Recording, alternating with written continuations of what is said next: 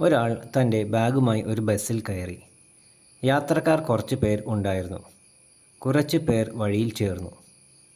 അയാൾക്ക് മുമ്പ് വന്നവരിൽ ചിലർ ഇറങ്ങിപ്പോയി. അയാൾ അടുത്തിരിക്കുന്ന ആളുകളുമായി സംസാരിച്ചു. നിമിഷങ്ങൾ പങ്കിട്ടു.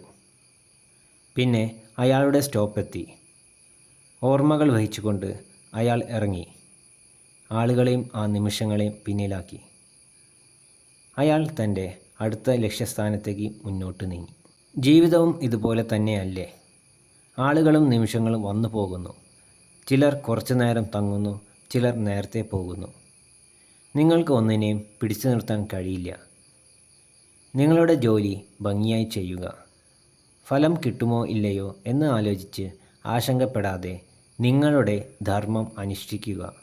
അതുപോലെ അംഗീകാരം കിട്ടുമോ നോക്കാതെ ഉള്ള സമയം ആസ്വദിക്കുക. മറ്റുള്ളവരെ വെറുക്കാതെ, വെറുപ്പിക്കാതെ. ആയുർവേദവും യോഗയും ഇതുതന്നെയല്ലേ പറയുന്നത്? അനുകൂലമായ അവസ്ഥയിലും പ്രതികൂല സാഹചര്യങ്ങളിലും ഒരേ മനസ്സോടുകൂടി ഇരിക്കുക. നമ്മുടെ ടെൻഷനും ഒരു ചിന്തയല്ലേ? ഈ ചിന്ത ഈ പരിശീലനം കൊണ്ട് മറികടക്കുക. അതാണ് യോഗയുടെ സത്ത. അതിനുവേണ്ടി നിത്യേന ശ്രമിക്കാം. അടുത്ത വർഷത്തെ പൂരം വരും വരെ അഭ്യാസം തുടരാം.